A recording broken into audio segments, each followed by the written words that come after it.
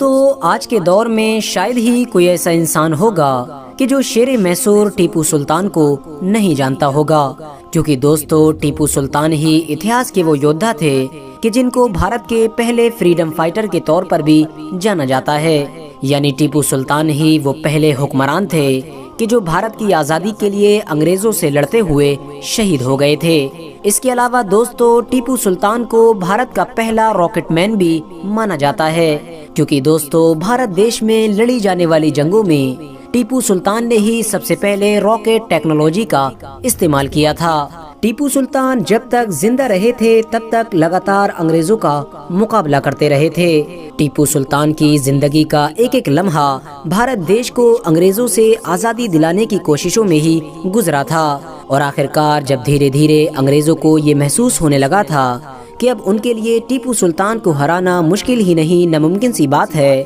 تو پھر ان لوگوں نے ٹیپو سلطان کو ہرانے کا ایک دوسرا طریقہ ڈھونڈ نکالا تھا، اور ان لوگوں نے ٹیپو سلطان کے محل میں موجود میر جعفر جیسے لالچی لوگوں کو خریدنا شروع کر دیا تھا، اور اس طرح سے غداروں کی مدد سے 1799 میں انگریزوں کی فوج ٹیپو سلطان کو ہرانے میں کامیاب ہو گئی تھی۔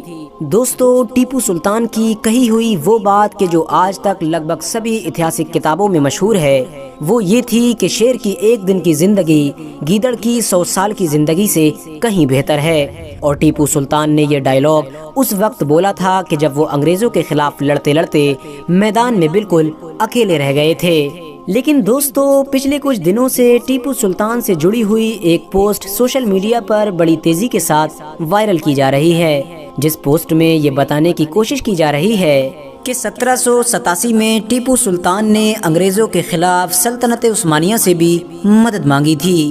وہی سلطنت عثمانیہ کہ جس کو ہسٹری میں مسلمانوں کی سب سے لمبے وقت تک قائم رہنے والی سلطنت مانا جاتا ہے۔ لیکن سلطنت عثمانیہ نے ٹیپو سلطان کی مدد کرنے سے صاف صاف انکار کر دیا تھا۔ ساتھ ہی ساتھ اس پوسٹ میں یہ بھی بتانے کی کوشش کی جا رہی ہے کہ ٹیپو سلطان نے نہ صرف سلطنت عثمانیہ سے مدد مانگی تھی، بلکہ ساتھ ہی ساتھ اپنا ایک قافلہ بھی سلطنت عثمانیہ کی راجدھانی یعنی استنبول شہر کی طرف روانہ کیا تھا، اور سلطنت عثمانیہ کے سلطان کے سامنے یہ شرط رکھی کہ اگر آپ انگریزوں کے خلاف جنگ میں میری مدد کریں گے تو میں ٹیپو سلطان آپ سے وعدہ کرتا ہوں کہ حجاز مقدس کے نظام میں خرچ ہونے والے سبھی پیسوں میں سے آدھا پیسہ میں دیا کروں گا۔ دوستو اگر آپ لوگ حجاز مقدس کو نہیں جانتے ہیں تو میں آپ کو بتاتا چلوں کہ حجاز عرب کے اس پورے علاقے کو کہا جاتا ہے کہ جہاں پر آج مکہ مدینہ جیسے مسلمانوں کے پوتر شہر موجود ہیں، اور یہ اس دور میں سلطنت عثمانیہ کے انڈر ہی میں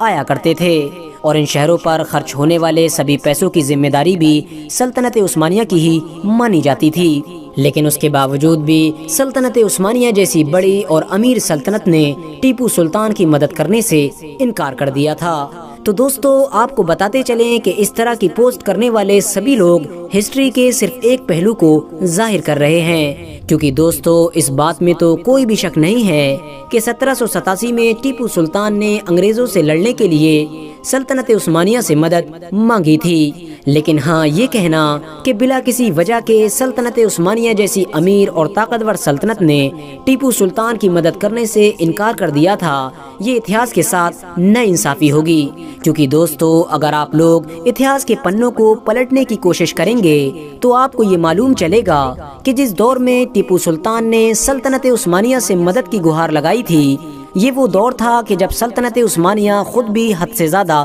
کمزور ہو چکی تھی، نہ صرف کمزور ہو چکی تھی بلکہ بہت ساری یورپین طاقتوں کے ساتھ جنگ کر رہی تھی، ایسی جنگ کہ جس میں وہ ہار کی کگار پر کھڑی ہوئی تھی۔ اور اسی دور میں ہی جہاں ایک طرف ٹیپو سلطان نے سلطنت عثمانیہ سے مدد مانگی تھی، تو وہیں دوسری طرف خود سلطنت عثمانیہ نے بھی کئی چھوٹی چھوٹی مسلم سلطنتوں کو خط لکھ کر ان سے سلطنت عثمانیہ کی مالی مدد کرنے کی درخواست کی تھی۔ ساتھ ہی ساتھ دوستو اس بات کو تو ہم سارے ہی لوگ جانتے ہیں کہ سلطنت عثمانیہ کے آخری 100-150 سال بڑی ہی مشکل کے ساتھ گزرے تھے۔ یہ پورا ہی 100-150 سال کا دور سلطنت عثمانیہ کے لیے پوری طرح سے جنگوں سے بھرا ہوا تھا، اور سلطنت عثمانیہ کا سارا وقت جنگوں میں ہی گزرا تھا۔ فی الحال دوستو آج کی اپنی ویڈیو کو ہم یہیں پر ختم کرتے ہیں۔ ویڈیو پسند آنے پر نہ صرف ویڈیو کو لائک کر دیں بلکہ اپنے فرینڈز کے ساتھ بھی ضرور شیئر کریں، اور اسی طرح کی نالجیبل اور ہسٹوریکل ویڈیوز ہمیشہ دیکھنے کے لیے ہمارے اس چینل کو سبسکرائب کر کے ساتھ ہی میں بیل آئیکن کو بھی پریس کر دیں۔